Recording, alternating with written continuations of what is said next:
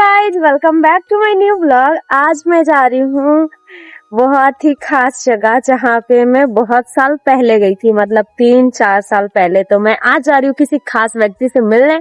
आप सब ब्लॉग में बने रहिए, आपको पूरा दिखाऊंगी यार। आज का ब्लॉग बहुत ही मजेदार होने वाला है। पहुंच गए हैं अपने नानी के गांव यज्ञ में, क्योंकि हम जब घर आए तो पता चला कि यहाँ पे अभी कोई भी नहीं है, सारे लोग पूजा करने गए हैं। मामी लोग के साथ मिल करके मैं भी यहीं पे आ जाती हूँ और फेरी लगाना शुरू करती हूँ। लोगों के मन में मैंने ऐसा भक्ति भाव देखा कि किसी ने 12 घंटे तो किसी ने 6 घंटे का प्रण लिया था फेरी का। मैंने भी एक प्रण लिया कि कम से कम 108 बार तो करूंगी ही, लेकिन भक्ति भाव में इतना विभोर हो गई कि गिनती करना ही भूल गई।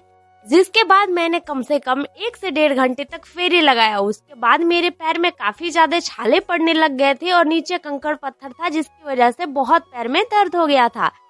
मैं अपनी फेरी पूरे करके नानी के पास आ जाती हूँ, जहाँ पे मेरी नानी बता रही होती है कि पूजा कैसे करना है, क्या क्या करना है, कैसे भगवान जी से प्रार्थना करना है। क्योंकि ऐसा माना जाता है कि यज्ञ में शामिल होना बहुत ही पुण्य का काम है। फिर हमने देखा कि मेन गेट के बगल में ही माता रानी की प्रतिमा है। सभी लोग वहाँ माता रानी की पूजा करके, अर्चना करके और उनका आशीर्वाद प्राप्त कर रही थी। मैं अपने भाई को कैमरामैन बना करके मैं भी माता रानी का आशीर्वाद प्राप्त करती हूँ। उसके बाद हम सभी को काफी ज्यादा भूख भी लग गई थी, क्योंकि दोपहर के 3 बज गए थे। तो सभी लोग प्रसाद ग्रहण करते हैं सबसे पहले तो बारी बारी से।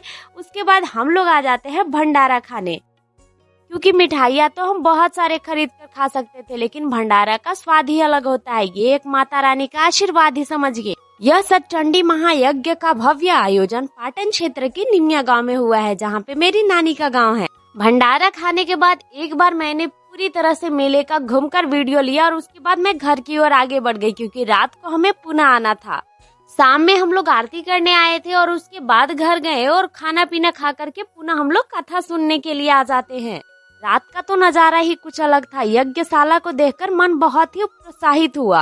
मैंने अपनी 22 साल की उम्र में पहली बार ऐसा कोई यज्ञ देखा है, और इतने ज्यादा भक्ति भाव में विभोर लोगों को।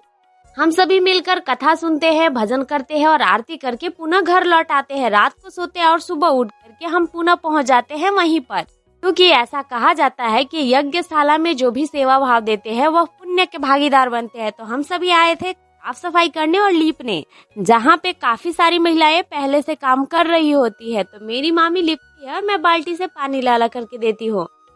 सुबह का तो नजारा ही अलग होता है, क्योंकि चारों तरफ से पक्षियों की आवाज और ऊपर से हरे भरे खेत। जब तक हमारा साफ सफाई कंप्लीट होता, सूर्य देव भी निकल गए थे स्वागत के लिए।